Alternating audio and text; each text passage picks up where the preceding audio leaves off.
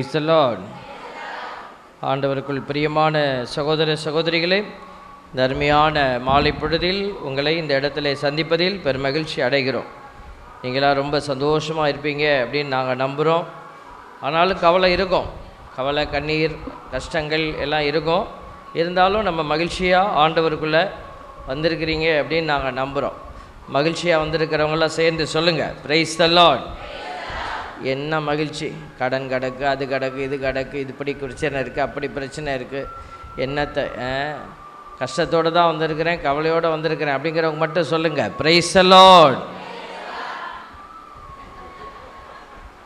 நிறையா பேர் இருக்கிறாங்க.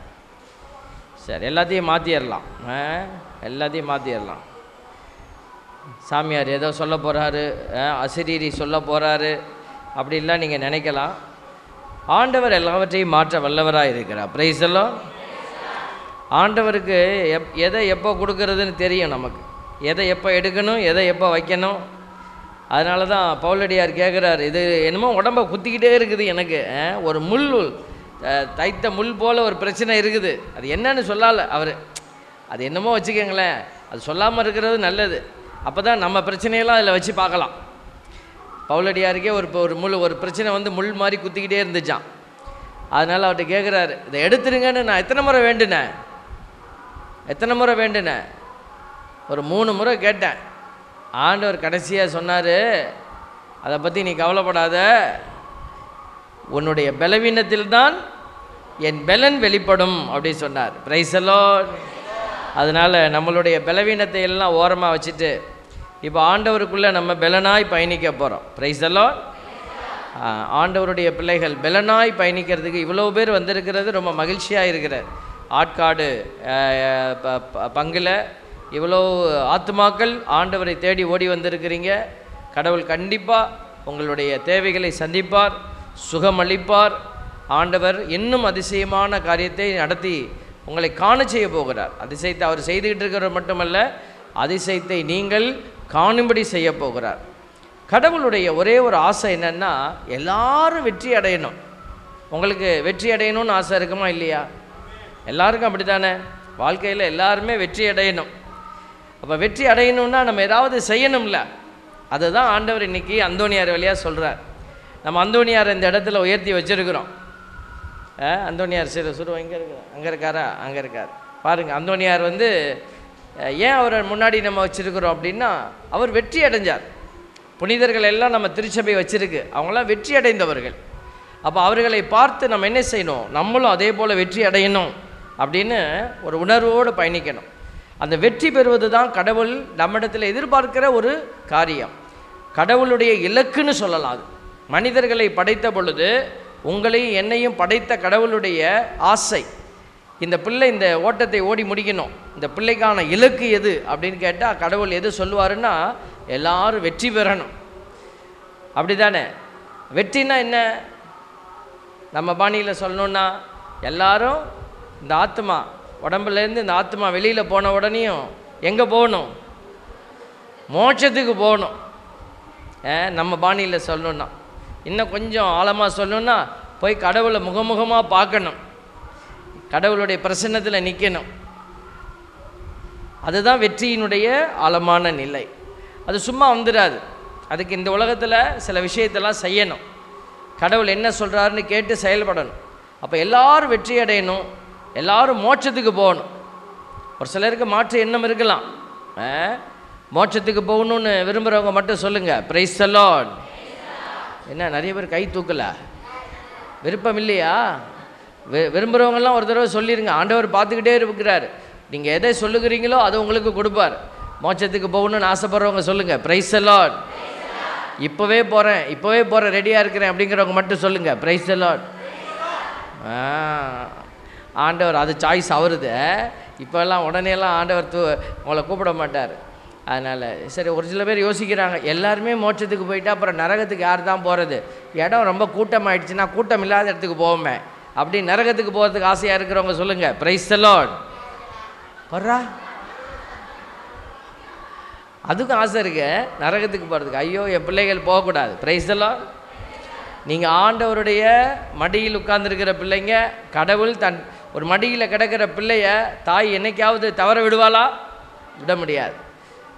பிள்ளை தனியாக போய் வேணால் ஏதாவது துன்பத்தை சந்திக்கலாம், கஷ்டத்தை. ஆனால் மடியில் இருக்கிற பிள்ளைய தாய் என்றைக்கும் விடுறதில்ல. இறுக்கி பிடிச்சிருக்காங்க பார்த்தீங்களா?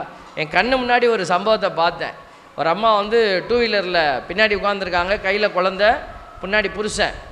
இன்றைக்கி ஏன் தான் இந்த ஆண்கள் வந்து பின்னாடி ஒரு குழந்தை வச்சிருக்கிற ஒரு தாய் வந்து குழந்தைய வச்சுக்கிட்டு உட்காந்துருப்பாங்க. ஆனாலும் பாருங்கள், அவ்வளோ வேகமாக போகிறாங்க, அவ்வளோ வேகமாக பறந்து போகிறாங்க. எனக்கு அது புரியவே இல்லை. பரவாயில்ல, அது உங்கள் வீட்டுக்காரரும் உங்களுக்கும் உள்ள விஷயம். அப்படி வந்து அவன் என்ன பண்ணால், ஒரு பஸ்ஸு திடீர்னு பிரேக் அடிச்சிச்சு, பின்னாடி போய் டம்முன்னு முட்டிட்டான். முட்டுனா அந்த அம்மா பின்னாடி உட்காந்துருக்காம குழந்தையோடு கீழே விழுந்துட்டாங்க. இப்போ பயங்கரமாக இருந்துச்சு. அந்த அம்மாவுடைய பொசிஷன் பார்த்திங்கன்னா, பிள்ளை இறுக்கி பிடிச்சிருந்தாங்க. அவங்க விழுந்து உருண்டுறாங்க, ஆனால் பிள்ளை இறுக்கி பிடிச்சிருந்தாங்க. பார்க்கும்போது ஒரு பரிதாபமாக இருந்தாலும் இந்த காட்சி அப்படியே மனசுக்கு நெகிழ்ச்சியாக இருந்தது. ஒரு தாயே உன்னை இப்படி செய்கிறான்னா, உன்னை படைத்த கடவுள் நான் உன்னை விட்டுடுவேனா அப்படிங்கிறார். Price the Lord. தாய் மறந்தாலும் தாய் விட்டாலும் நான் உன்னை விடவே மாட்டேன். Price the Lord. ஆண்டவர் அப்படிப்பட்ட நல்லவர். அதனால தான் அவரை நல்லவர்னு பாடுறோம். என்ன சொல்லி பாடுறோம்? ஆமாம், நீ நல்லது செஞ்சால் உனக்கு நான் நல்லது செய்வேன். நீ உண்டியலில் காசு போட்டின்னா உன்னை நான் என்ன செய்வேன்? உத்து பார்ப்பேன். நீ உண்டியலில் காசு போடலன்னா உன்னை நான் பார்க்கவே மாட்டேன் அப்படின்லாம் சொல்ல மாட்டார். Price the Lord.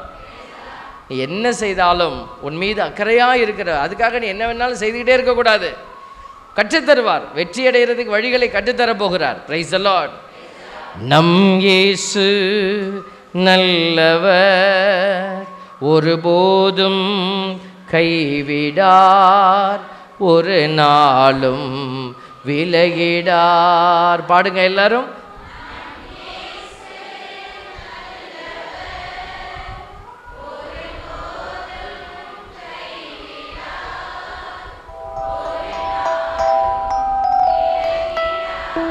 இப்போதான் இங்கே இருக்கிற ஒரு 50 பேர் பாடியிருக்கிறாங்க. இது அறிக்கை செய்கிறோம். கூட்டத்திலேயே கோவிந்தா போட தெரியலன்னா, கூட்டத்தில் இருந்தே நம்மளால் பாடி ஆண்டவர்னா எப்படி தனியாக நின்று நம்ம சொல்ல போகிறோம்? செபஸ்தியார் மாதிரி, அந்தோனியார் மாதிரி. இதுதான் வெற்றிக்கான ஒரு முதல் படி. எங்கே நின்னாலும் நான் சத்தமாக சொல்லணும், என் ஆண்டவர் நல்லவர்னு. அதனால் வாய் திறக்காதவங்களாம் சேர்ந்து சொல்லுங்கள் பார்ப்போம். வாய் திறக்காதவங்களாம் சேர்ந்து பாருங்கள், அந்த சத்தத்துக்கு மேலே நம்ம சத்தம் இருக்கணும். அப்படி தானே? எல்லாம் சேர்ந்து பாடுவோமா?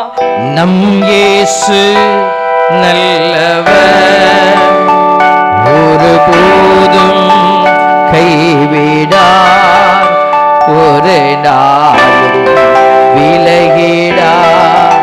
ஒன்று சேர்ந்து நாம் துதிப்போம், சாத்தானை மீதிப்போம், தேசத்தை சுதந்தரிப்போம். சொல்லுங்க எல்லாரும். ஒன்று சேர்ந்து நாம் துதிப்போம், சாத்தானை மீதிப்போம், தேசத்தை சுதந்தரிப்போம். நம் இயேசு ஆமென் கைவிடார், ஒரு நாளும் விலகிடார். Price the Lord.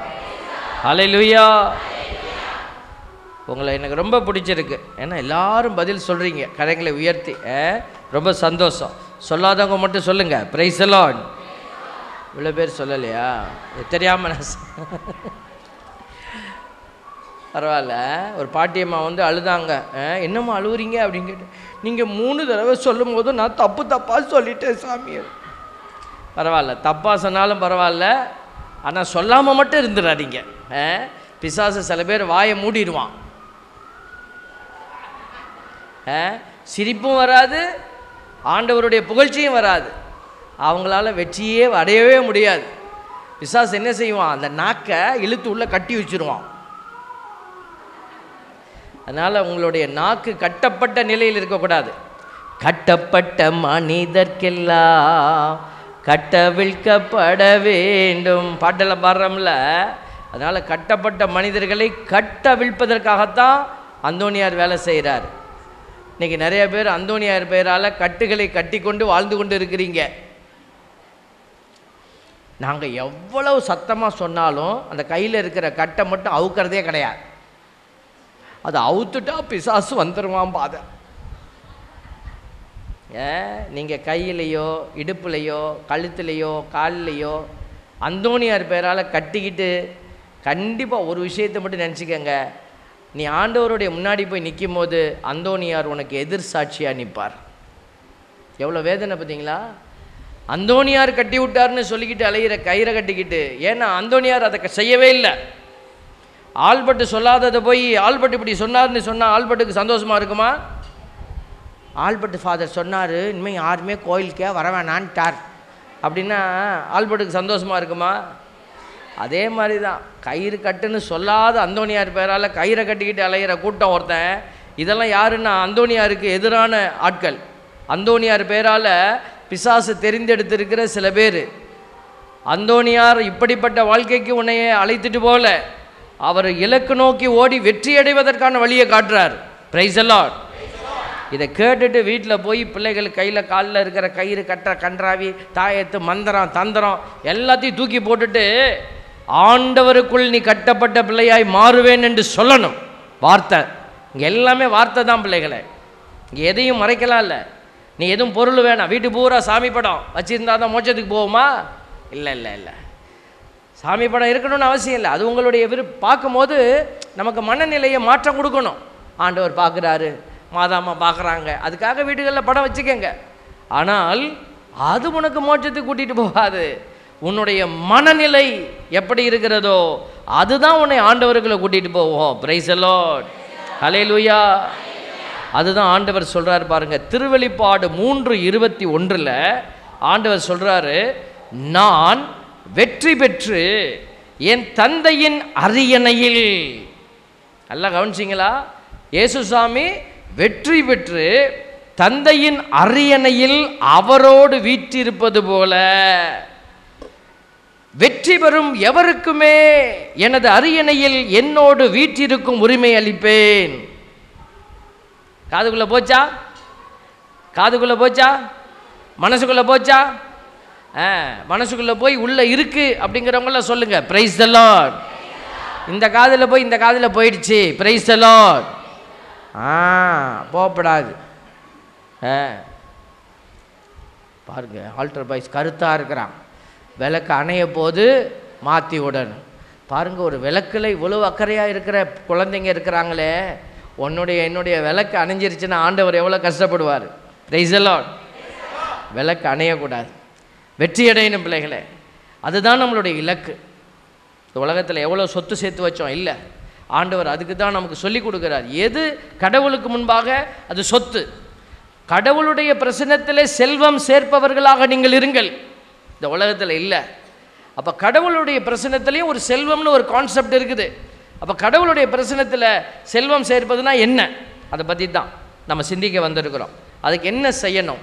உங்கள் மனம் செயலாற்ற தயாராக இருக்கட்டும். அதான் சொன்னேன், நம்ம வெறுமன அடையாளங்களை வச்சுக்கிட்டு இது கோயில் உடனே சொல்லிடக்கூடாது. ஆல்பர்ட் ஃபாதர் வந்தார், சிலை வழிபாடு நடக்குதுன்னு சொல்லிட்டாரு. நான் ஏற்கனவே என்னுடைய ஃபாதர் ஆல்பர்ட் ட்ரிச்சி அஃபிஷியல்னு என்னுடைய யூடியூப் சேனலில் வெள்ளிக்கிழமையில் நாங்கள் போட்டுக்கிட்டு தான் இருக்கிறோம். வழிபாடு ஏன் கோயிலில் ஏன் இப்படி இருக்குது, சிலைகள் நம்முடைய சுருவங்கள் கோயிலில் வைக்கப்படலாமா, அது சிலை வழிபாடா இல்லை, திருச்சபை நமக்கு கற்பிக்கிறபடியாக நம்ம செயல்படுறோம். புனிதர்களுடைய உருவத்தை நம்ம என்ன செய்யலாம், கோயில்களில் வைக்கலாம், வைக்கணும். அப்போ தான் நம்ம அதை அவங்களெல்லாம் மறக்காமல் இருக்கிறோம் அப்படிங்கிற அடையாளத்தை எல்லாம் திருச்சபை கொடுக்குது. ஆனால் நம்ம என்ன செய்யக்கூடாது, அதையே நம்ம ஒரு அடையாளமாக வச்சுட்டு நம்ம பெசாட்டுக்கிட்டு வாழ்க்கையை வேறு மாதிரி கொண்டு போகக்கூடாது. பைபிள் சொல்லுது பாருங்கள், பேதுரு அடிகளார் 1 பேதுரு 1:13, 14, 15 நம்ம வாசிக்கிறோம். 1 பேதுரு 1:13 சொல்லுது, உங்கள் மனம் செயலாற்ற தயாராக இருக்கட்டும், அறிவு தெளிவுடையவர்களாய் இருங்கள். இயேசு கிறிஸ்து வெளிப்படும் பொழுது கண்டிப்பாக வெளிப்பட போகிறாரு. அப்போ எப்படி யாரை அவர் பாஸ் ஃபெயிலின்னு போட போகிறாரு? இயேசு கிறிஸ்து வெளிப்படும் பொழுது உங்களுக்கு அளிக்கப்படும் அருளை முழுமையாக எதிர்நோக்கி இருங்கள். அதனால் நீ இந்த உலகத்தில் நீ இப்படியெல்லாம் செஞ்சால் எனக்கு என்ன சாமி கிடைக்கும்? இப்போ நீங்கள் பார்க்குறீங்க, இப்போ நீங்கள்லாம் வந்து நினச்சா எந்திரிச்சு வெளியில் போகலாம் வரலாம். இப்போ நான் போக முடியுமா? போக முடியாது. பாருங்கள், நீங்கள் வந்து ட்ரெஸ்ஸு எப்படி வேணாலும் போட்டுட்டு வரலாம். நாங்கள் பார்த்தீங்களா வேர்க்குது, இருந்தாலும் இதெல்லாம் போடணும். அப்போ பாருங்கள், ஒவ்வொருத்தருக்கும் கடவுள் என்ன செய்திருக்கிறாரு, ஒரு கட்டளை, ஒரு அமைப்பை வச்சு கொடுத்துருக்கிறார். அந்த அமைப்பின்படி நம்ம செயல்படணும். அந்த செயல்பாட்டுக்குள்ளே தான் கடவுளுடைய ஒரு திட்டம் இருக்கிறது. இப்போ நான் ஏன் இவ்வளோ கஷ்டப்படணும்? இங்கே குருக்களை பார்க்குறீங்க, கன்னியர்கள் இருக்கிறாங்க, அருட் சகோதரிகள் வந்திருக்கிறாங்க. ஏன் எங்களுக்கெல்லாம் இந்த வாழ்க்கை தேவையா? சொல்லுங்கள் பார்ப்போம், இந்த வாழ்க்கை அப்படி தேவையா? ஒருத்தர் வந்தார், ஒருத்தர் வந்து பேசிகிட்டு இருக்கும்போது சொன்னார், God has blessed me with very good life, Father. கடவுள் என்னை நல்ல என் வாழ்க்கையை ஆசீர்வதிச்சிருந்தார் அப்படின்னாரு. டாய், நடுவில் எவனும் வரப்படாது. இவங்க வந்து பயமுறுத்திக்கிட்டே இருக்கிறாங்க. ஆமாம், பாருங்கள். அப்போ அவர் சொல்லிவிட்டு அப்புறம் சொன்னார், அவர் எனக்கு ஒரு நல்ல மனைவி கிடைச்சாங்க, 2 குழந்தைகள் நல்லா கிடைச்சாங்க, நல்லா இன்டெலிஜெண்ட்டாக அறிவாக படித்தாங்க, அப்புறம் பெரிய வேலைக்கு போனாங்க, இப்போ ஆஸ்திரேலியாவில் அமெரிக்காவில் ஒருத்தர் உட்காந்துருக்காங்க. கடவுள் அவங்கள ஆசீர்வதித்து அவங்களுக்கு 2 குழந்தைகளை கொடுத்துருக்கிறார். இங்கிட்ட 2 இங்கிட்ட 2. என் மனைவி இப்போது இறந்துட்டாங்க. என் கையில் பென்ஷன் ஒரு 25,000 ரூபா வருது. நான் ரொம்ப சந்தோஷமாக இருக்கிறேன். God has blessed me with a very good lifeன்னு சொல்லிவிட்டு அவர் போயிட்டார். போன பிற்பாடு நான் உட்காந்து யோசித்தேன், அவர் கடவுள் நல்ல பொண்டாட்டி கொடுத்து ஆசீர்வதித்தார், நல்ல பிள்ளை பிறந்தாங்க ஆசீர்வதிச்சிருந்தார், பிள்ளைங்க நல்லா படித்தாங்க ஆசீர்வதிச்சிருந்தார், நல்லா அவங்க வேலை கிடச்சி சம்பாதிச்சாங்க ஆசீர்வதிச்சிருந்தார். எல்லாம் சொல்லி பிறப்பு எல்லாம் யோசித்து நான் பின்னாடி திரும்பி பார்த்தேன், ஒன்றுமே இல்லை, எம்டியாக இருக்குது லைஃபு. ஒரு வீட்டுக்கு போயிருந்தேன் ஒருத்தரை பார்க்க. அவர் என்னோட ஆர்கியூ பண்ணுறார், திருமண வாழ்வா குருத்துவா வாழ்வா பட்டிமன்றம். நாம் சாமியாராக போயிட்டதுனால சாமியார் வாழ்வு தான் ஆசீர்வாதம்னு நான் போராடுறேன். அவர் திருமண வாழ்வு தான். கடைசியில் கொண்டுட்டு வந்து அவர் ஒரு இடத்துல லாக் பண்ணிட்டார். அதெல்லாம் சொல்ல முடியாது இங்கே, அங்கே லாக் பண்ண. நான் சொன்னேன், நீங்கள் சொல்கிறதெல்லாம் சரி, அந்த இழப்பு இருக்குது பார்த்தீங்களா, அந்த இழப்பு அதுதான் எங்களுக்கு மகிழ்ச்சி அப்படின்னு சொல்லி நான் முடிச்சுக்கிட்டேன்னு வச்சுக்கோங்களேன். இப்போ இந்த இடத்துலையும் நான் யோசித்து பார்த்தேன். அப்போ வாழ்க்கை அப்படிங்கிறது எல்லாத்துக்கும் மாறுபட முடியாது இல்லையா? வாழ்க்கையினுடைய முறை வேணா மாறுபட்டு கிடக்குது, ஆனால் வாழ்க்கையினுடைய தத்துவம் மாற முடியாது. த லாஜிக் ஆஃப் லைஃப் அது ஒன்றா தான் இருக்க முடியும்.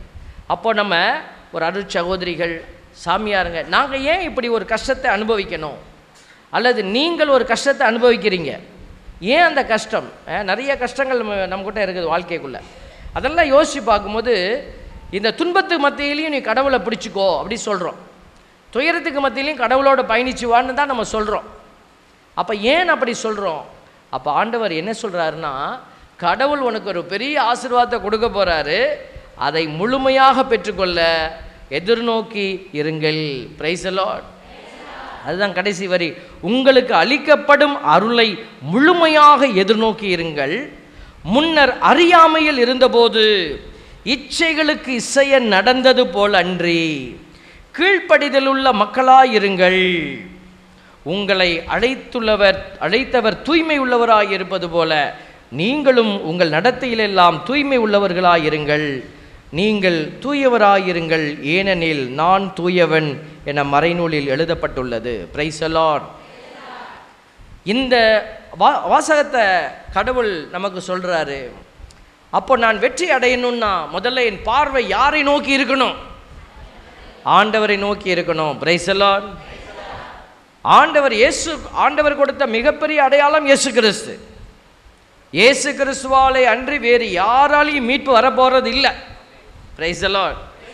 இன்னைக்கு மற்ற நம்பிக்கை அடையாளங்கள் எல்லாம் நம்ம பார்க்குறோம். நம்மளை சுற்றி எல்லாரும் ஒரு நம்பிக்கை வச்சு ஓடுறாங்க.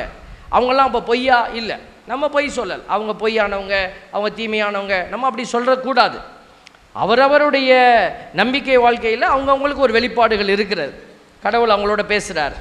ஆனால் கடவுள் கொடுத்திருக்கிற இந்த உலகத்தில் வெளிப்பாடுகளிலேயே ஒரு உயர்ந்த வெளிப்பாடு, த பர்ஃபெக்ட் ரெவலேஷன். சர்ச்சை சொல்லுது, நான் சொல்லலை. த பர்ஃபெக்ட் ரெவலேஷன் யாருன்னு கேட்டால் ஆண்டவராகிய இயேசு கிறிஸ்து. Price the lord. ஹல்லேலூயா.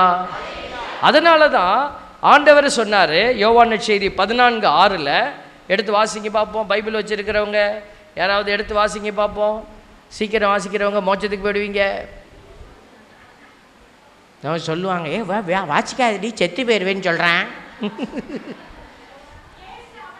இயேசு அவரிடம், வழியும் உண்மையும் வாழ்வும் நானே, என் வழியாய் அன்றி எவரும் தந்தையிடம் வருவதில்லை. Price the Lord. இயேசு உயர்ந்தவர், இயேசு கடவுளுடைய மகன், இயேசு நல்லதை கற்பித்திருக்கிறாருன்னு சொன்னீங்கன்னா இதை நீங்கள் நம்பினா போதும். நீங்கள் வாழ்கிற இந்த நம்பிக்கை வாழ்க்கை தளர்ந்து போக மாட்டீங்க. ஏன்னா இயேசு சொல்லியிருக்கிறாரு. அப்போது நாங்கள் தளர்ந்து போவதில்லை. அது சொன்னேன் இல்லையா, இப்படி நிறைய எண்ணங்களை பிசாசு எங்கள் எண்ணத்தில் கொண்டுட்டு வந்து வச்சுக்கிட்டே இருப்பான். அழைத்தல் வாழ்க்கைக்குள்ளே வந்தவங்க, ஒரு சிறப்பான ஒரு நல்ல காரியத்தை செய்கிறவங்களுக்கு பிசாசு என்ன செய்வான், வா நீ எதுக்கு போய் இப்படி போய் வம்ப கட்டிக்கிட்டு நிற்கிற. இப்போ இது பங்கு கோயில், உங்கள் வெளியிலேருந்து வந்திருப்பீங்க, உங்கள் பங்கு கோயில்னு ஒன்று இருக்கும். எத்தனை பேர் போய் பங்கு கோயிலில் பங்கு சாமியாருக்கு துணையாக வேலை செய்கிறீங்க. ஒரு அம்மாவை கூப்பிட்டேன், அம்மா சமைக்க ஆள் இல்லை, கொஞ்சம் வந்து சமைக்கிறீங்களா? செய்யணுன்னு உங்களுக்கெல்லாம் செஞ்சு கொடுக்கணுன்னு ஆசை தான், ஞான மேய்ப்பர்களுக்கு நம்மளான உதவி செய்யணும் தான் சாமி. ஆனால் சாமி அந்த ஊரில் ஒரு மாதிரியாக பேசுவாங்க சாமி. சாமியாருக்கு கால் அமுக்கி விடவா கூப்பிட்டேன்? சோறாக்கி சமையல் பண்ணி கொடுக்க கூப்பிடுறான், காசு கொடுக்க போகிறான், வேலைக்கு காசு கொடுக்க போகிறான். ஊர் உலகம் ஒரு மாதிரியாக பேசுவோம். அந்த அம்மா சொன்னது உண்மை தான். யார் ஊர் உலகம்? நாமன்னு சொல்லியா என்னையும் சேர்த்துக்கிறீங்க? உங்களை மட்டும் சொல்லுங்கள். நான் தான் சாமி ஊர் உலகம். அப்போ நம்ம பேசுகிறோம். தேவ பிள்ளைகளை இன்றைக்கி செயல்பட முடியாத நிலை இருக்குது அப்படின்னா நம்ம நம்பிக்கையில் குறைபட்டு கிடக்கிறோம்.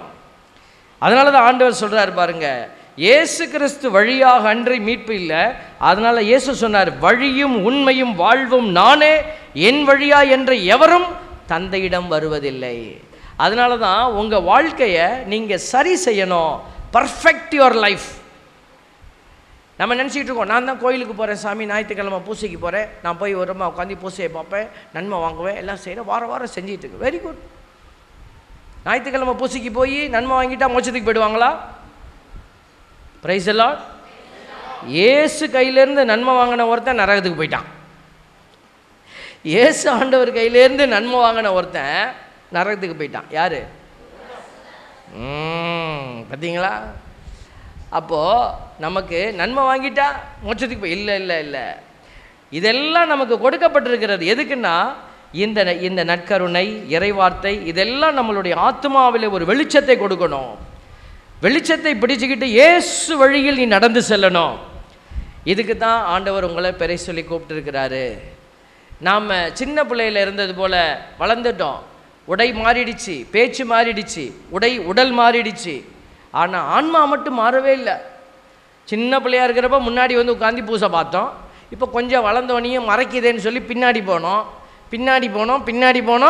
இப்போ பின்னாடி போய் கோயிலுக்கு வெளியாக நிற்கணும். இங்கே பரவாயில்ல, இடம் பத்தலை, அதனால் கொஞ்சம் பேர் வெளியில் நிற்கிறீங்க. சில இதில் கோயிலே காலியாக இருக்கும், 50 பேர் வெளியே நிற்பான். நாங்களும் கூப்பிட்டு பார்த்து அழித்து போச்சுங்க. ஒரே ஒரு விஷயம் யோசிக்கணும். சில பேர் என்கிட்ட சண்டையெல்லாம் போட்டிருக்காங்க. நான் வெளில நின்னா என்ன, உள்ளே நின்னா உனக்கு என்ன, எனக்கு ஒன்றுமே இல்லை. ஆனால் நான் சாம காவலன். குருக்கள் யார்? சாம காவலன். மேலே நின்றுக்கிட்டு எதிரி வந்தானா கத்தணும், வந்துட்டான்னு. அதான் எங்கள் வேலை. நீ காப்பாற்றிக்கிட்டா உன்னுடைய அறிவாளித்தனம். இன்றைக்கி நற்செய்தி வாசிச்சோம் இல்லையா? பாறை மீது வீடு கட்டியவன் அறிவாளி, மணலின் மீது வீடு கட்டியவன் அறிவிலி. இப்போ நீ அறிவாளியாக இருக்க விரும்புறியா, அறிவிலியாக இருக்க விரும்புறியா? அது உங்களுடைய பாடு. Praise the lord. அறிவாளியாக இருக்கணும் ஆண்டவரே, அதுதான் என்னுடைய இலக்கு அப்படிங்கிறவங்க சொல்லுங்க ஹல்லேலூயா. நான் அறிவிலியாகவே இருக்கிறேன், அப்போ தான் எவனும் என்னை டிஸ்டர்ப் பண்ண மாட்டான். ஹல்லேலூயா.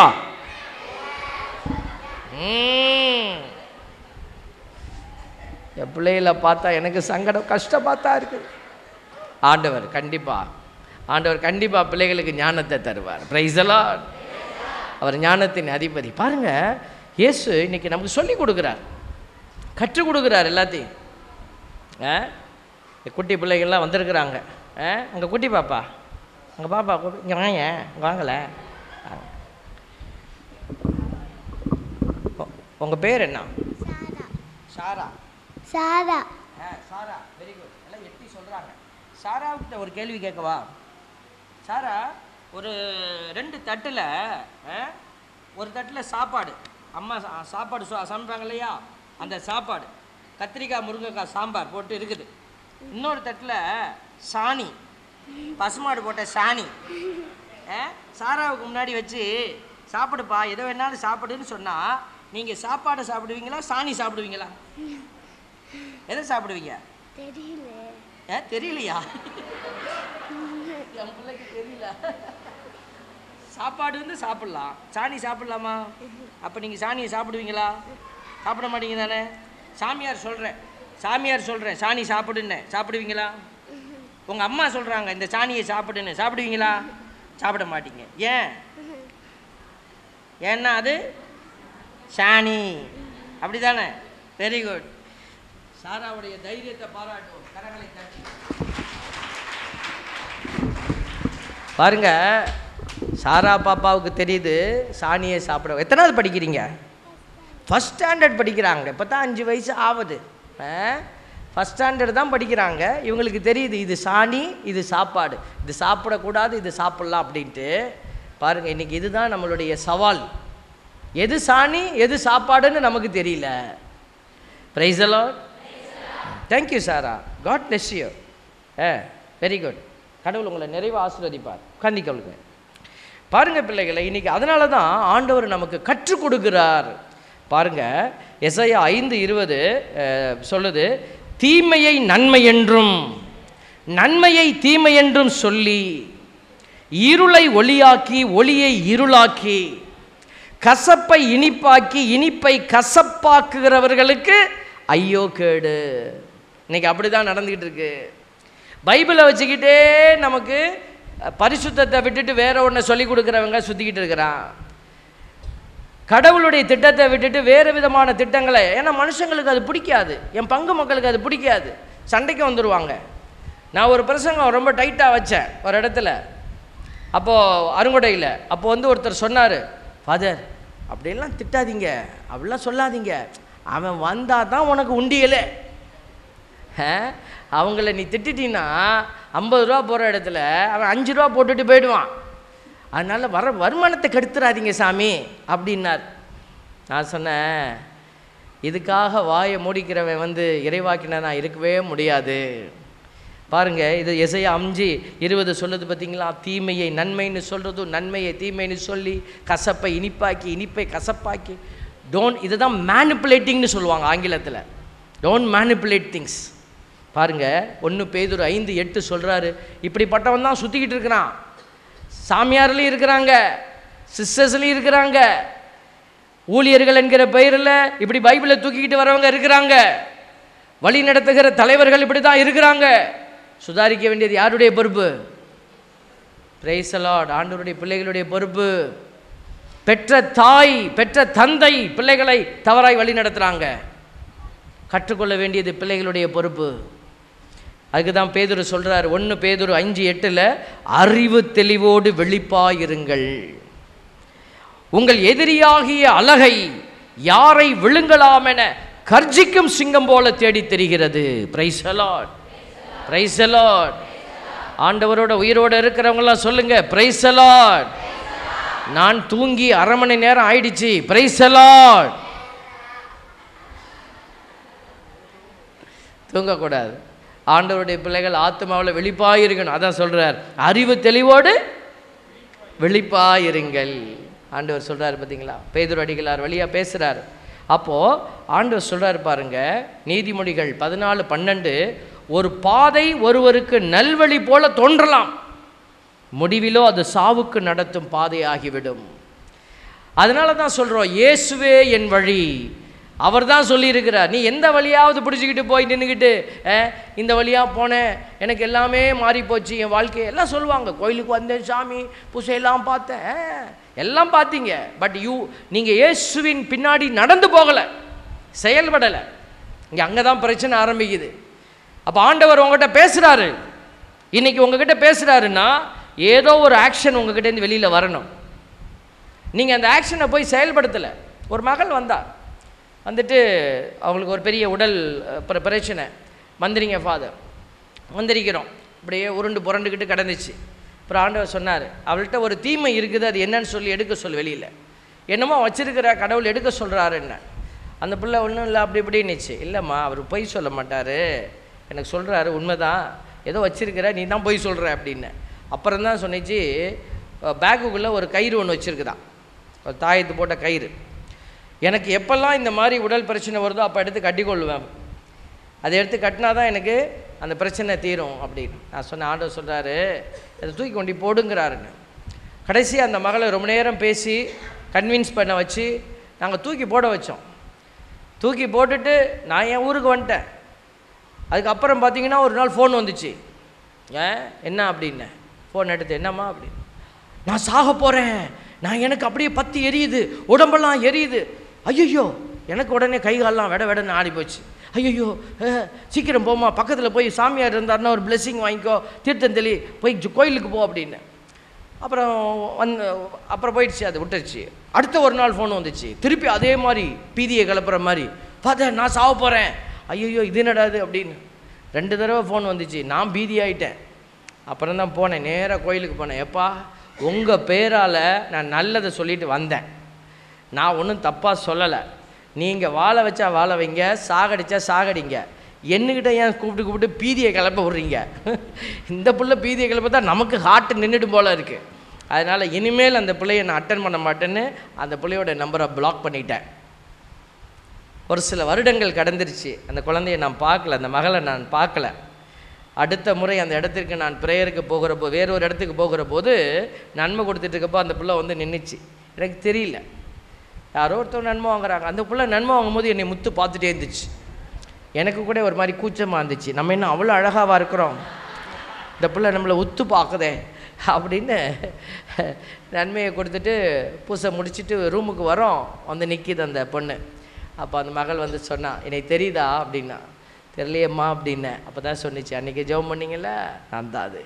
அப்போ பார்க்கும்போது அப்படியே மெலிந்த தேகம், சோகமான முகம், அடையாளமே ஒரு மாதிரி ஒரு பெருமையாக சொல்ல முடியாதபடி இருந்த ஒரு அடையாளம் அப்படியே மாறிப்போய் நல்ல அழகான உருவமாய் மாறி போயிருந்தார். அது சொன்னார், இப்போ எனக்கு அந்த பிரச்சனையே இல்லை, ஆண்டவர் என்னை முழுவதுமாய் விடுவித்தார். Praise the lord. காரணம், அவள் செயல்பட்டாள். செயல்பட வச்சோம் அன்னைக்கு. இன்றைக்கி நாங்கள் யார் யார்கிட்ட இருக்குன்னு தேடி தேடி கண்டுபிடிச்செல்லாம் முடியாது. ஆண்டவர் உங்ககிட்ட பேசுவார்.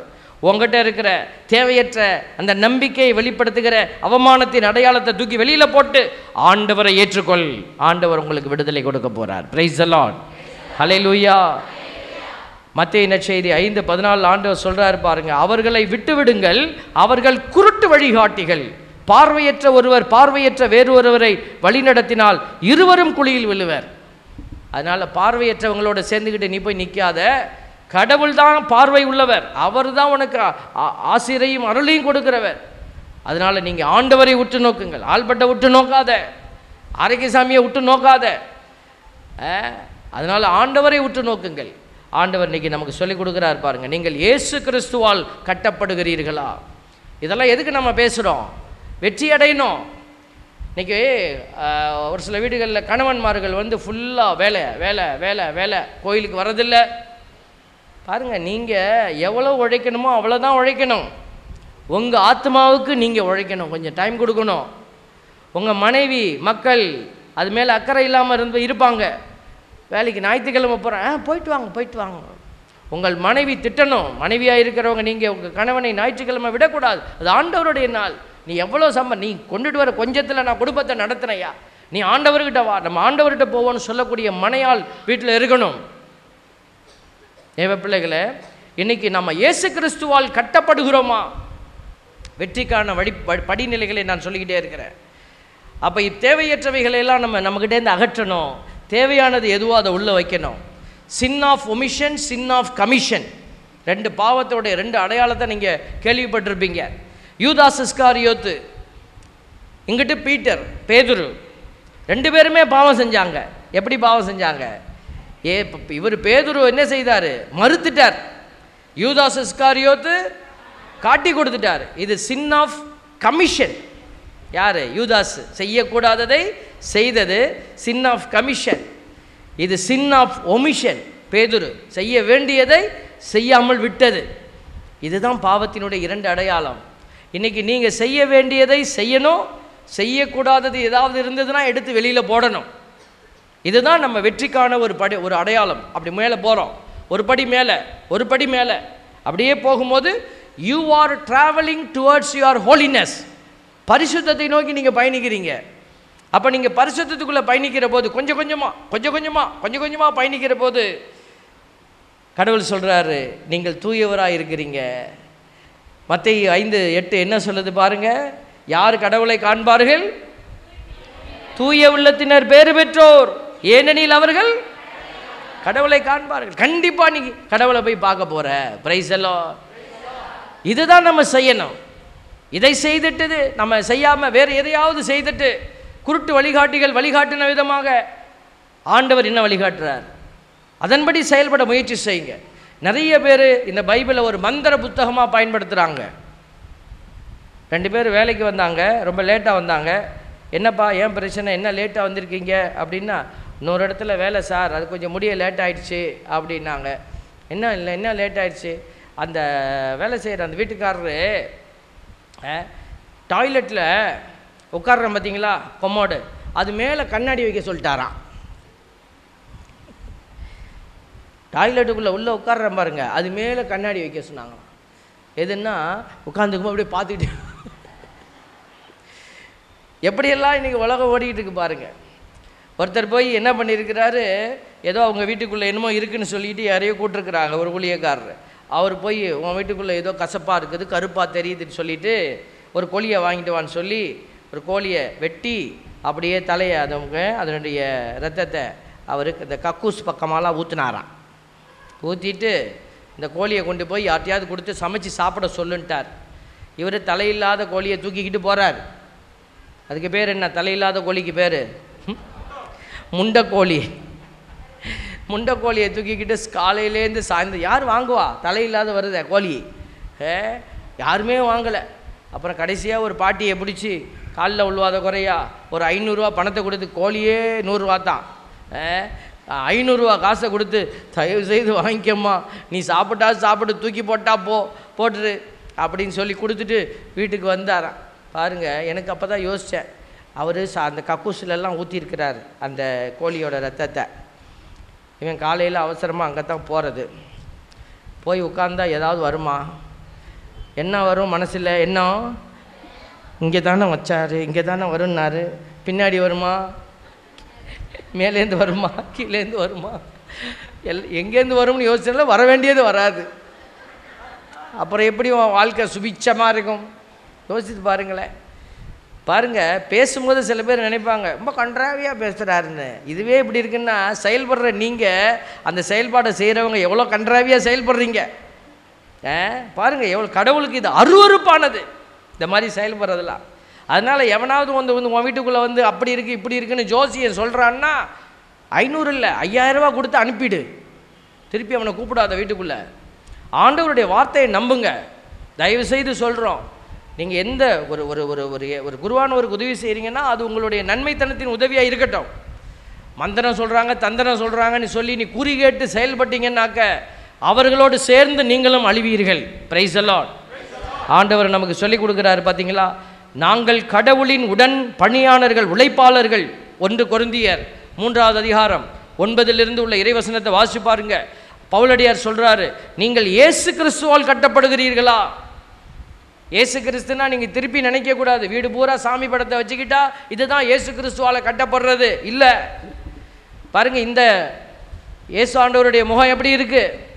இதே பக்கத்தில் இன்னொரு ராணிப்பேட்டையில் போய் பார்க்குறீங்க, நிறைய பேர் ராணிப்பேட்டையிலேருந்து வந்திருக்கிறீங்க. நீங்கள் போய் அங்கே போய் பாருங்கள், இதே இயேசுவினுடைய முகம் அங்கே இருக்கா? அந்த மூஞ்சி வேறையாக இருக்குது. எங்கள் சகாயமாதா கோயிலுக்கு திருச்சிக்கு வந்து பாருங்கள், அங்கே சிலுவையில் இருக்கிற இயேசு சிரிச்சினே இருக்கிறார். ஃபோட்டோ பிடிக்கும்போது சொல்லிப்பாங்க, லைட்டாக ஸ்மைல் பண்ணுங்கள் ஜீசஸ் அப்படி. அதை செஞ்சவர் வந்து ரொம்ப மக்கள் பார்க்கும்போது முகம் நல்லா ரம்யமாக இருக்கட்டுமேனு அந்த முகத்தை அப்படியே சாந்தமாக வச்சு கொடுத்துருக்கிறார். ஒரு கிராமத்தில் ஒரு சிலுவை வாங்கி வச்சேன். அந்த சிலுவையை வந்து திடீர்னு ஊரே கூடி வந்துட்டாங்க. என்னம்மா என்ன பிரச்சனைப்பா அப்படின்னு. ஒரு தெய்வ குத்தம் ஆகி போச்சு சாமி அப்படின்னு. என்ன ஆச்சு தெய்வ குத்தமா, என்ன பிரச்சனை? அது சிலுவை வந்து இடது பக்கம் திரும்பி இருக்குது. தலை வந்து ஆண்டவர் வந்து இடது பக்கம் சாய்ச்சிட்டார். எப்படி சாய்ச்சிருக்கணும்? வலை பக்கம் தான் சாய்ச்சிருக்கணும். யாரா பார்த்தா பைபிளில் அப்படி ஒன்றும் இல்லையே அப்படின்னு. அவர் வலை பக்கம் சாய்ச்சி உயிரை விட்டார். தலை சாய்த்து உயிரை விட்டாருன்னு தான் இருக்குது. எங்கிட்டு சாய்ச்சார்னு தெரியல. இப்போ போய் ஆண்டவரே தலை இப்படி இருக்கக்கூடாதான், அப்படி வச்சுக்கங்கன்னு சொன்னால் கேட்கவா போகிறார்? பாருங்கள், மனுஷங்க எப்படியெல்லாம் குழப்பிக்கிட்டே இருப்பாங்க. ஆண்டவர் சொல்ல இதெல்லாம் இந்த இயேசு கட்டப்படுங்கன்னாக்க நீங்கள் வீடு பூரா சாமி படத்தையும் சுருவத்தையும் வாங்கி வச்சுக்கிட்டு இருக்க. நாங்கள் அதை சொல்லலை, பார்த்தீங்களா? அப்போ பாருங்கள், அவர் சொல்கிறார், நாங்கள் கடவுளின் உடன் உழைப்பாளர்கள், நீங்கள் கடவுள் பண்படுத்தும் தோட்டம், நீங்கள் அவர் எழுப்பும் கட்டிடம், பில்டிங், நீங்கள் தான் அந்த பில்டிங். பாருங்க, கடவுள் எனக்கு அளித்த அருளின்படியே நான் கைதேர்ந்த கட்டட கலைஞர் போல அடித்தளமிட்டேன், அதன் மேல் வேறொருவர் கட்டுகிறார், ஒவ்வொருவரும் தாம் கட்டும் முறையை குறித்து கவனமாக இருக்க வேண்டும். நாங்கள் கட்டுறவங்க, நீங்கள் உங்கள் வீட்டை கட்டுறீங்கல்ல, உங்கள் பிள்ளை கையில் போய் நீ கயிறை கட்டுனீன்னா உன் பிள்ளைய நீ பிசாசுக்கு கையளிக்கிறேன்னு அர்த்தம். அப்போது கட்டினவங்களும் நரகத்துக்கு போகணும், கட்டப்பட்டவங்களும் நரகத்துக்கு தான் போகணும். அதனால தான் சொல்கிறோம், நீங்கள் உங்களை தப்பிச்சிக்க முடியாது. சாமியார் சிஸ்டர் தான் கட்டுறாங்களாம்மா, நமக்கு ஒன்றும் இல்லையாம்மா. நீ கட்டி பாருங்க, வீட்டுக்குள்ளே போய் கட்டணும். நீங்கள் எப்படிப்பட்ட கட்டடத்தை எழுப்பணும்? ஒரு 15 நிமிஷம் கூட உங்கள் வீட்டில் கை உயர்த்தி ஜெபிக்க முடியலன்னா, கை உயர்த்தி ஆண்டவரே இன்றைக்கி நாள் பூரா எங்களை காப்பாற்றுனீங்க நன்றி அப்படின்னு சொல்லி ஒரு பாட்டு பாடி ஜெபிக்க முடியலன்னா எப்படி இருக்கும்? பிரைஸ் எல்லாம் ஹல்லேலூயா. ஒரு பிரதர் நன்றி பாட்டு ஒன்று நல்ல பாட்டு பாடுவார். இப்போ அந்த பாட்டை நம்ம பாட போகிறோம். நல்லது நல்லது பாடுங்க பிரதர். நல்லது நல்லது நல்லது நல்லது நல்லது கடவுளை புகழ்வது நல்லது. அதை தான் சொல்கிறேன். ஜெபம் அப்படிங்கிறது நீங்கள் ஆண்டவரே இதை கொடுப்பா அதை கொடுப்பா கேளுங்க, அது எப்போ பார்த்தாலும் இருக்கக்கூடாது. நீ கேட்குற தேவையே இல்லை. நீ ஆண்டவரை உன் துன்ப நேரத்தில் புகழ்ந்து பாரு, உன் துன்பம் எல்லாம் மாறி போயிடும். Price the Lord. பவுலடியார் சீலாவில் என்ன செய்தாங்க? சிறைச்சாலையில் கை கட்டப்பட்டு கால் விலங்கிடப்பட்டு நகர முடியல. அந்த கஷ்டத்தில் ஐயோ இப்படி வந்து மாட்டிக்கிட்டோமே, இந்த கடவுளை நம்பினதில் என்ன இந்த கடவுள் பண்ணார் அப்படி புலம்புனாங்களா? சிறைச்சாலையில் என்ன செய்தாங்க? அவங்க கடவுளை புகழ்ந்து போற்றினார்கள். அவர்கள் கட்டுகள் விலங்குகள் கட்டவிழ்க்கப்பட்டன, விலங்குகள் ஒடிந்து கீழே விழுந்தன. Price the Lord. உங்கள் கட்டுகள் விலங்குகள் அடித்து நொறுக்கி ஆண்டவர் எல்லாத்தையும் கீழே தள்ளுவார். எப்போ? உங்கள் வீடு புகழ்ச்சியில் நிறைந்திருக்கிற போது. Hallelujah. Praise the lord. Praise the lord. எல்லாம் சேர்ந்து இந்த பாட்டை பாடுவோமா?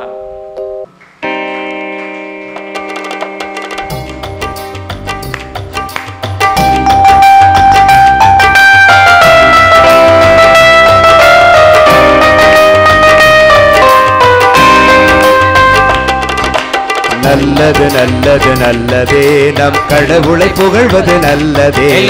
நல்லது நல்லது நல்லதே நம் கடவுளை புகழ்வது நல்லதே. நல்லது நல்லது நல்லதே நம் கடவுளை புகழ்வது நல்லதே. நல்லது நல்லது நல்லதே நம் கடவுளை புகழ்வது நல்லதே. நல்லது நல்லது நல்லதே நம் கடவுளை புகழ்வது நல்லதே. நல்லது நல்லது நல்லதே நம் கடவுளை புகழ்வது நல்லதே. நல்லது நல்லது நல்லதே நம் கடவுளை புகழ்வது நல்லதே. நல்லது நல்லது நல்லதே நம் கடவுளை புகழ்வது நல்லதே. நல்லது நல்லது நல்லதே நம் கடவுளை புகழ்வது நல்லதே. நல்லது நல்லது நல்லதே நம் கடவுளை புகழ்வது நல்லதே.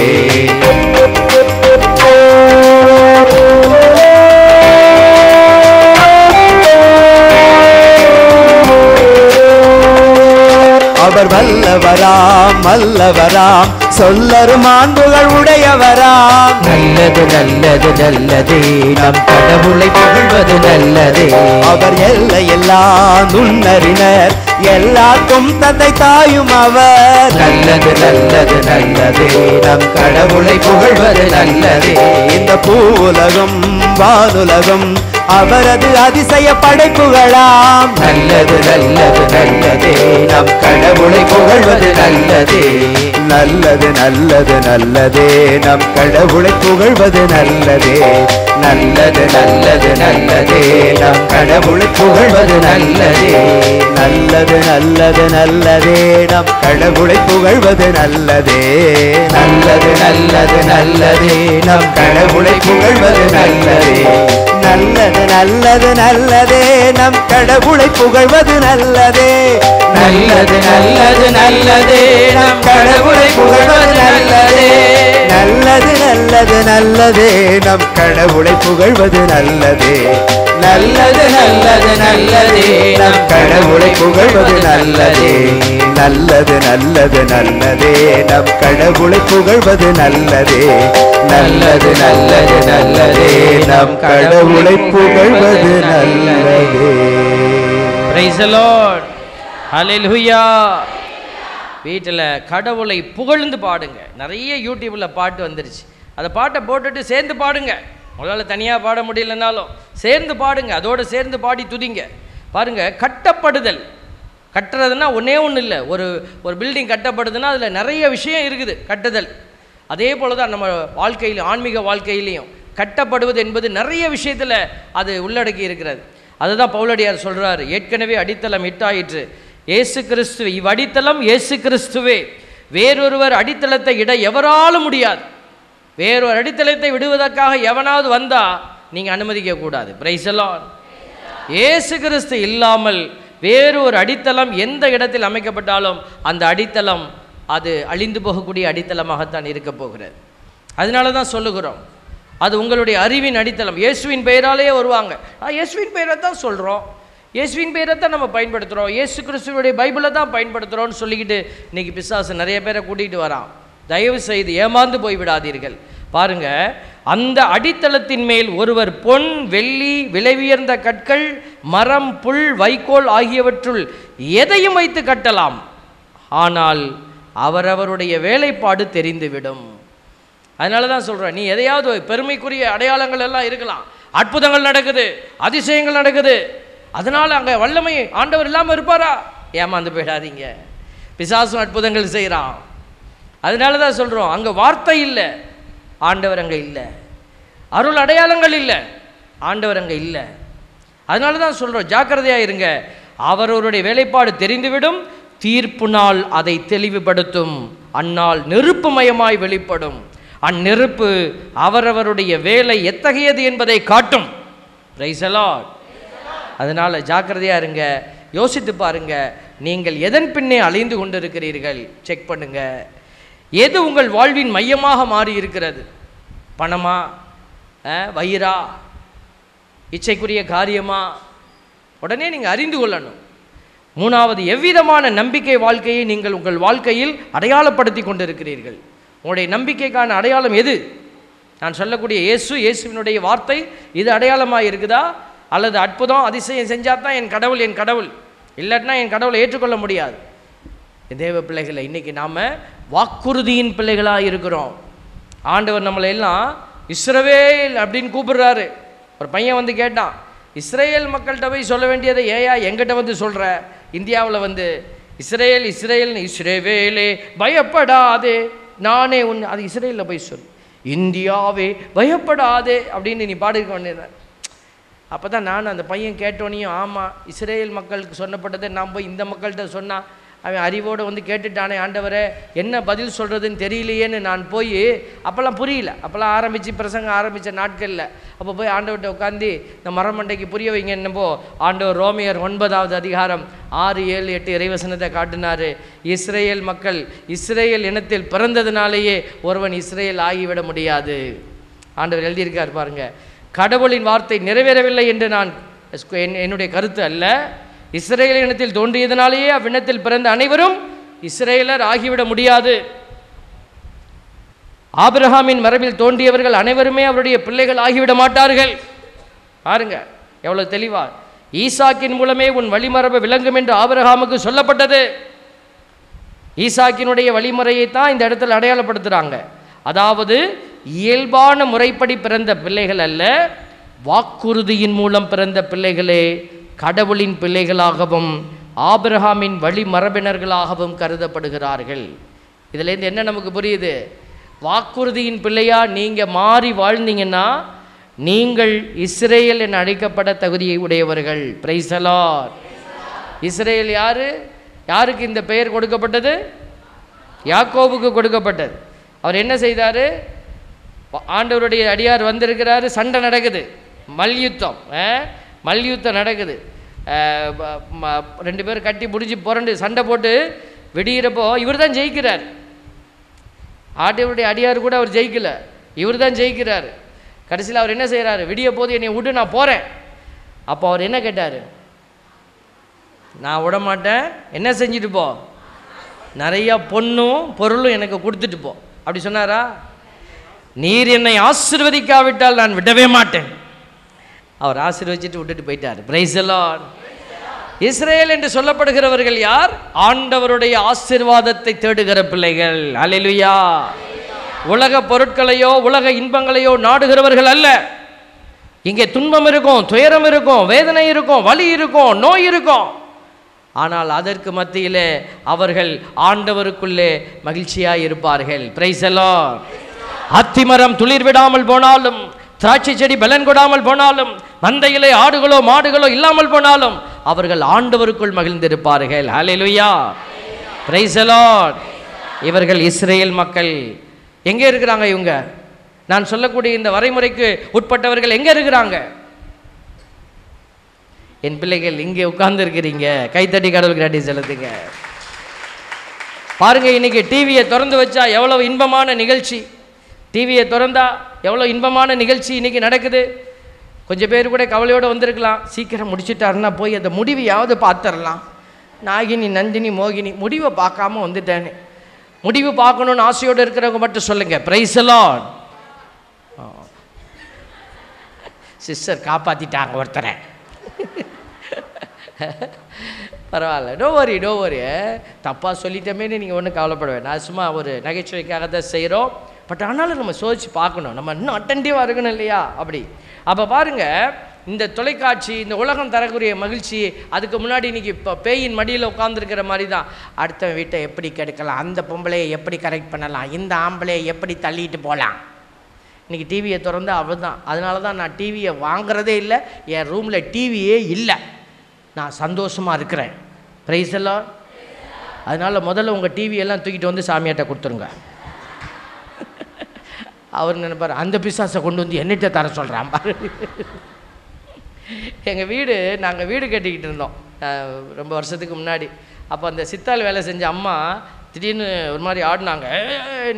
எனக்கு அப்போ தான் ஃபஸ்ட் டைம் அப்படியெல்லாம் பார்த்தேன்னா, நம்ம ஆடினா எதுக்கு ஆடுன்னு தெரியல, எனக்குலாம் கை காலாம் விடன்னு. அந்த அம்மா ஒரு மூளையை காட்டி, வீட்டோட மூளையை காட்டி, அங்கே தான் நிற்கிது அப்படின்னுச்சு. அப்புறம் வந்து எங்கள் அப்பா வந்து இப்போ அப்படின்னாரு, போயிடுச்சின்னு வச்சுக்கோங்களேன். ஆனால் எனக்கு அந்த காட்சி மனசை விட்டு போகல. அந்த அம்மா காட்டின மூளையும் எனக்கு அந்த மனசுக்குள்ளே ஓடிக்கிட்டே இருந்துச்சு. அப்புறம் இந்த வீடெல்லாம் கட்டி முடித்த பிற்பாடு ஜாமான்லாம் ஒழுங்கு வச்சேன் பாருங்களேன். அப்போ அந்த டிவி எங்கே வைக்கிறதுன்னு தெரியாமல் அந்த மூலையில் தான் போய் உட்காந்துச்சு. அப்போ தான் எனக்கு புரிஞ்சிச்சு, ஓ இங்கே தான் நிற்கிதுன்னு சொன்னிச்சா அப்படி. உங்கள் வீட்டில் டிவி எந்த மூலையில் இருக்குதோ அந்த மூளை தான் சனி மூளை, பார்த்துக்கோங்க. அதனால தான் முன்னாடியெல்லாம் அந்த மூளையை பார்த்து தான் டிவி வச்சாங்க. இப்போ மூளையில் இல்லை, வீட்டோட மையத்தில் இருக்குது டிவி. அதுதான் அடையாளம், நம்ம வீட்டை பிசாசு பிடிச்சிட்டான்னு. Price the Lord.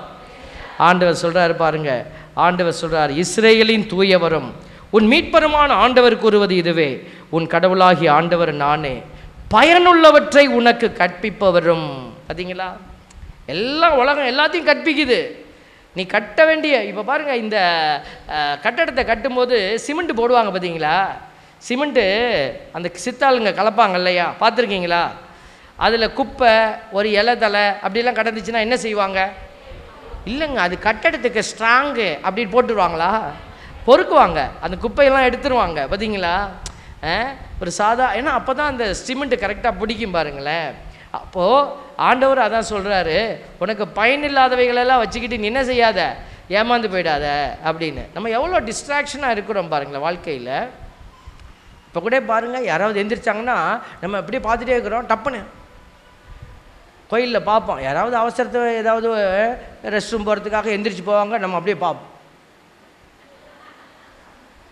அவங்க போய் ரெஸ்ட் ரூமுக்குள்ளே உட்கார்ற வரைக்கும் பார்ப்பான். லோரி இந்த ஆள் எல்லாத்தையும் சொல்லிவிடுறான்ப்பா, என்னன்னு தெரியல, எனக்கு இருக்கிற வியாதி அதுதான். பாருங்க, அதனால தான் ஆண்டவர் சொல்கிறாரு, பயனுள்ளவற்றை உனக்கு கற்பிப்பவரும். வீட்டுக்குள்ளே போய் பாருங்களேன், உங்கள் வீட்டுக்குள்ளே நிறைய பொருள் இருக்குல்ல, கண்ணை திறந்து பாருங்களேன். ஏதாவது ஒரு பொருள், ஒன்றும் இல்லை, நிறைய பொருள் பயன்படுத்தாமல் அப்படியே இருக்கும், வருஷக்கணக்காக இருக்கும். அது வீணாக போய் தூக்கி தான் போட போகிறோம். அதை ரெஸ்டட் ஆகிடும், அதுக்கு மேலே யூஸ் பண்ண முடியாது. ஆனால் எடுத்து கொடுக்கலாம், இரு வைய இருக்கட்டும், நான் பார்த்துட்டு கொடுக்கலாம்.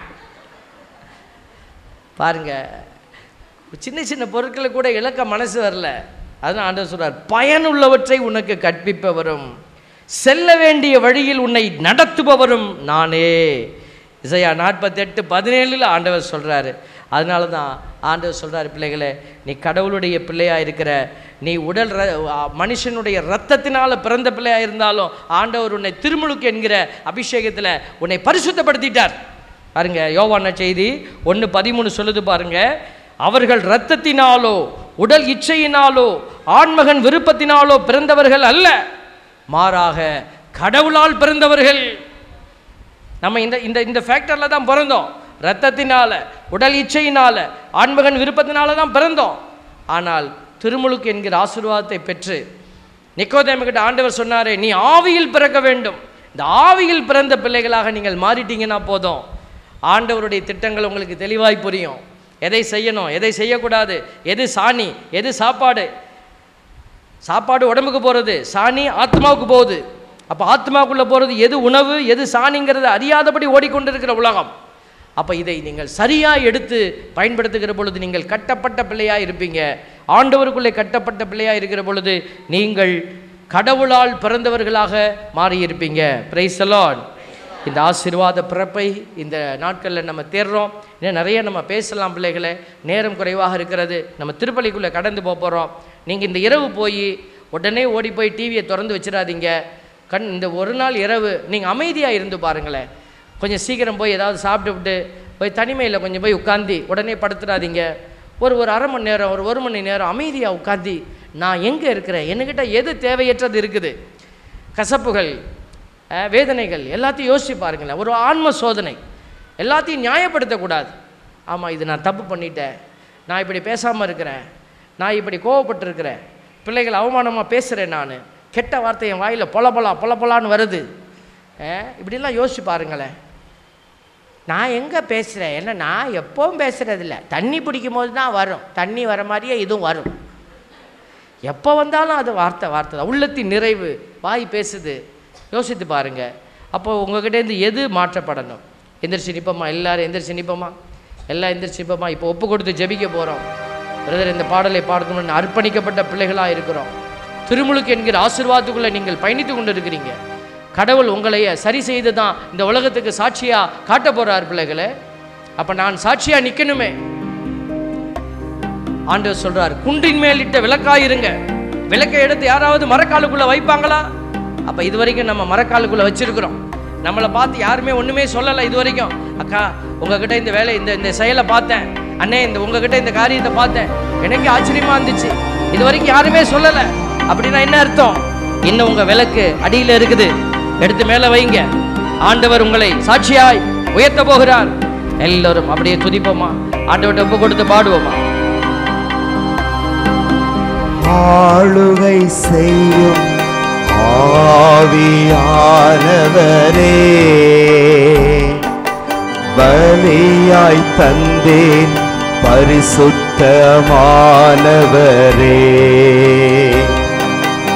ஆளுகை செய்யும் ஆவியானவரே, பலியாய் தந்தேன் பரிசுத்தமானவரே.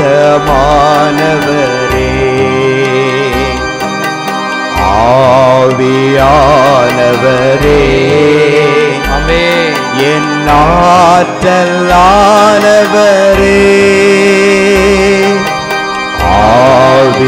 ஆவியானவரே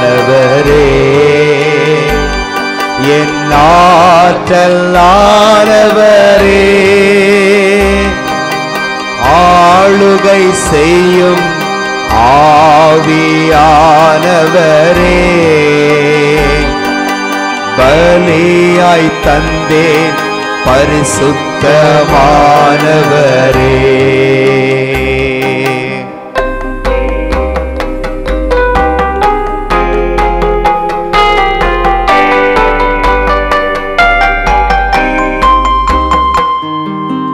புதிதாக்கும் பரிசுத்தரே புது படைப்பாய் மாற்றுமையா. புதிதாக்கும் பரிசுத்தரே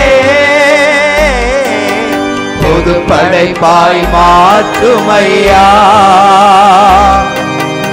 உடைத்து விடும் உருமாற்றும் என்னை உடைத்து விடும் உருமாற்றும் பண்படுத்தும் என்னை பயன்படுத்தும். ஆமென். பண்படுத்தும் என்னை பயன்படுத்தும் ஆவியானவரே. கண்களை மூடி எல்லாரும் என் ஆற்றலானவரே. கண்களை மூடி கரம் விரித்து ஆவியானவரே பரிசுத்த ஆவியானவரே என் ஆற்றலானவரே எல்லாரும் இயேசுவே ஆளுகை செய்யும் ஆவியானவரே ஆளுகை செய்யும் ஆவியானவரே பலியாய் தந்தேன் பரிசுத்தமானவரே. அப்பா பிதாவே ஹalleluya ஹalleluya ஹalleluya ஹalleluya ஹalleluya. எல்லாரும் அப்படியே துதிங்க. துதிச்சு உங்களை ஒப்புக்கொடுங்க. உங்கள் உடல், உங்கள் உள்ளம், உங்கள் ஆன்மா மீண்டும் கட்டப்படக்கூடிய அபிஷேகமாய் மாறுவதன்படியாக ஒப்புக்கொடுங்க. வல்லமையின் ஆண்டவர் இப்பொழுது உங்களை ஆசீர்வதித்துக் கொண்டே இருக்கிறார். இந்த இடத்துல பரிசுத்த ஆவி அசைவாடுகிற நேரம் பிள்ளைகளே உங்களை நிரப்பிக் கொண்டே இருக்கிறார். நீ அந்நிய பாஷை பேசணும்னு அவசியம் இல்லை. நீ ஆடி துதிக்கணும்னு அவசியம் இல்லை. அன்று அமைதியில் கடந்து வந்த ஆவியானவர் இதோ அமைதியில் உங்கள் இதயத்தை நிரப்பிக் கொண்டே இருக்கிறார். நம்பு. ஆண்டவர்கிட்ட ஒரு வார்த்தை பேசு. கண்களை மூடி ஆண்டவரிடத்துல பேசிவிடு. மகனே மகளே பேசிவிடு. கண்களை மூடு. ஆண்டவரேன்னு கூப்பிடு. பரிசுத்தரேன்னு கூப்பிடு. தெய்வமேன்னு கூப்பிடு. என்னை வாழ வைப்பவரேன்னு கூப்பிடு. ஆண்டவரை குரல் உயர்த்தி கூப்பிடு. இயேசுவின் வல்லமை உன்னை நிரப்புகிற நேரம் இது. ஆசீர்வதியும் ஆண்டவரே. காணிக்கை பொருட்களோடு பிள்ளைகளை ஒப்பு கொடுத்து செபிக்கிறோம். பரிசுத்தரே எம்மை படைத்தவரே ஐயா எங்கள் வாழ்வை ஆசீர்வதிப்பவரே. ஒப்பு கொடுப்பாய ஆண்டவரிடத்தை கரத்தில் உன்னைய ஒப்பு கொடுத்து மன்றாடு. மகனே மகனே காணிக்கை பொருட்களோடு என்னை ஒப்பு கொடுக்கிறேன் ஆண்டவரே என்று சொல்லு. நான் நிறைய நன்மை செய்திருக்கிறேன். எனக்கு செய்ய ஆற்றல் தந்தீங்களே தகப்பனே. தோல்விகள் பலவீனங்களை ஒப்பு கொடுங்க ஆண்டவரே. இயேசுவே பரிசுத்தரே படைத்தவரே அப்பா எம்மை உம்முடைய கரங்களில் நாங்கள் ஒப்பு கொடுத்து மன்றாடுகின்றோம். உமது திருமுன் நிற்கின்ற உம்முடைய பிள்ளைகளை நீ ஆசீர்வதித்து கிருபையால் நிரப்பி பெருமையை மாற்றி பிள்ளைகளை நீர் நிறைவாக்கி அருளும். நிறைவாக்குகிற பரிசுத்த தெய்வமே நெறியோடு ஒப்பு கொடுக்கிறோம். வந்திருக்கிற ஒவ்வொரு பிள்ளைகளையும் ஒப்பு கொடுக்கிறோம். காணிக்கை பொருட்களோடு அப்ப ரசத்தோடு பிள்ளைகளை ஒப்பு கொடுக்கிறோம். அவர்கள் கொண்டு வந்திருக்கிற பலவீனத்தை ஒப்பு கொடுக்கிறோம். நீர்தாமே எல்லா பலவீனத்தையும் பலனாய் மாற்றுவதற்காக நன்றி செலுத்தி எங்கள் ஆண்டவர் மீட்பெருமான இயேசு கிறிஸ்துவின் அதி உன்னதமான நாமத்திலேயே ஜெபத்தை ஏறெடுக்கிறோம். ஜெபம் கேளும் நல்ல பிதாவே. ஆமென்.